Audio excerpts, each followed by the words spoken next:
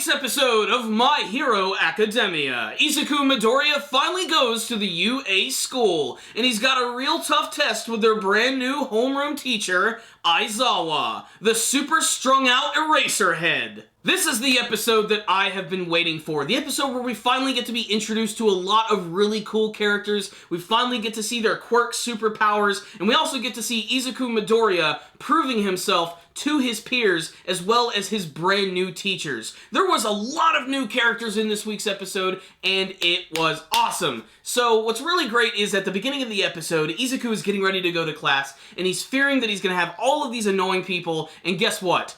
They're all there in the class with him. Katsuki Bakugo, Ida frickin' Tenya, even the girl Ochako that he has a complete crush on. They're all there to mess with his head as he goes through some intense training. And in this week's episode, we get to see their homeroom teacher who goes by the name of Aizawa, who's this super strung out looking hero who apparently is something of a badass. So badass, in fact, that even All Might recognizes his abilities. His quirk is that he has the ability to erase quirk superpowers. That's right. If you have any sort of superpower, he will basically turn you into a normal human so that he can spank that ass. And there will be much ass spanking in this episode, as all of the students now have to go through a rigorous test. A test which will have some nasty results if you end up failing. Apparently, they're going to go to this track and field, and they're going to use all of their quirks to go through these tests that are physical. And a lot of stuff that you would see in track and field, like doing a long jump, or doing a 40-meter dash, or throwing a baseball as far as you can.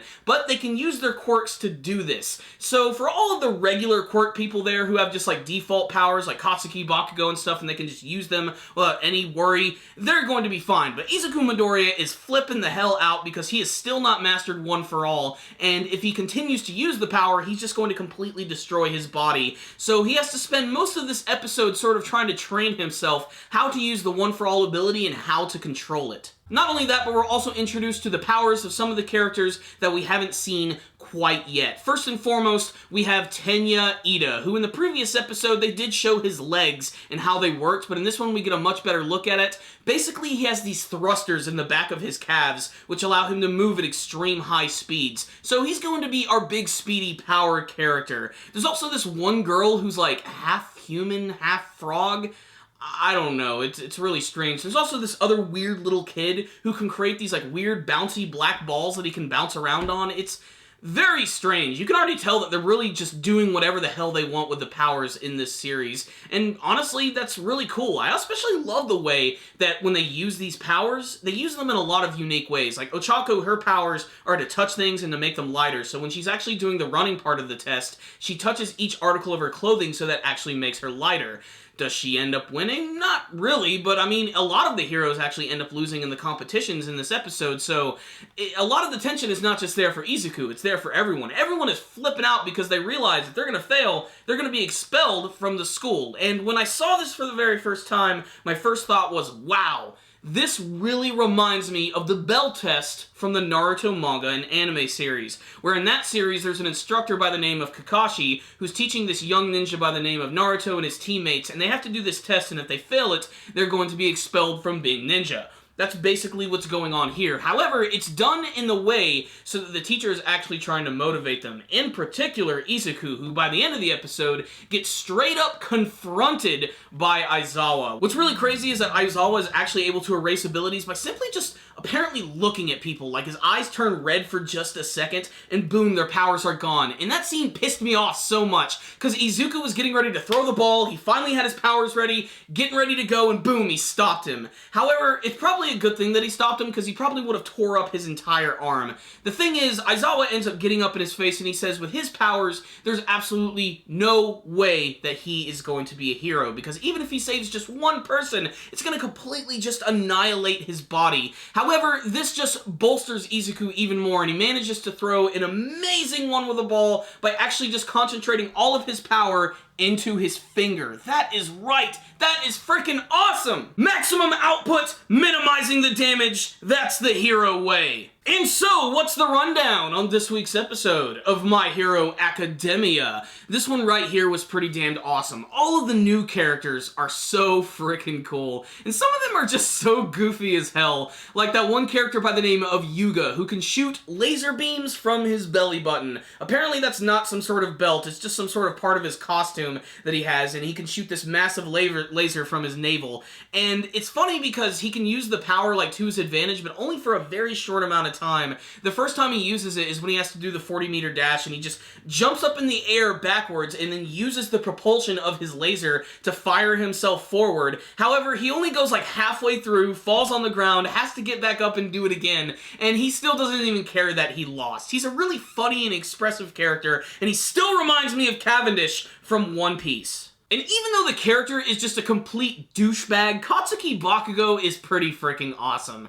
He definitely puts on this like really big front about being this hardcore superhero who doesn't need help from anyone and just wants to be the most powerful character there is, but he's really fun to watch. I especially love his powers, how he can actually make himself move forward by having these explosions constantly erupt from his hands. He's just a fun character to watch, and he's going to be a great foil for Izuku as well. And then there is Izuku himself, who, just like everyone else in this episode, is completely freaking out. He in particular, because of course he has not mastered his powers quite yet.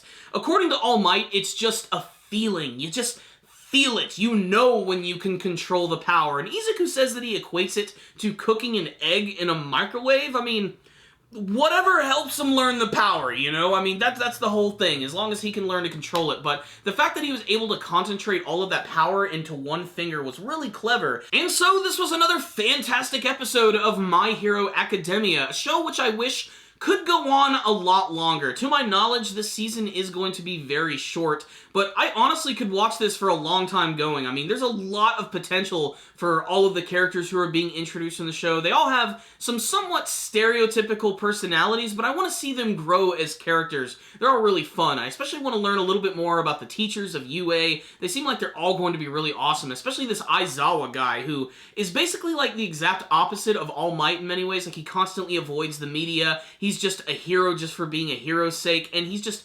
very weird. Like, his initial entrance in this episode is strange, where he just appears all wrapped up in a sleeping bag, drinking from a yogurt packet. Just, that's a strange introduction right there. But then again, this is a strange, action-packed superhero anime series, but one that is very entertaining with some great production value. So I really liked this episode right here, and I'm going to give it a 5 out of 5. This is the episode of the series that I have been waiting for. The time for development, the time for growth, and the time for the introduction of a lot of cool characters. So if you're looking for a brand new action-packed superhero anime, and if you're just waiting for the next season of One Punch Man, then check out My Hero Academia. You're definitely going to see something you like, and there's going to be a character that you are going to get attached to. So, like I said, 5 out of 5 for me. Great episode, but if any of you guys watched this week's episode, why don't you tell me what you thought about it in the comments section below. Did you have a favorite new character who was introduced in this episode? Maybe a favorite scene?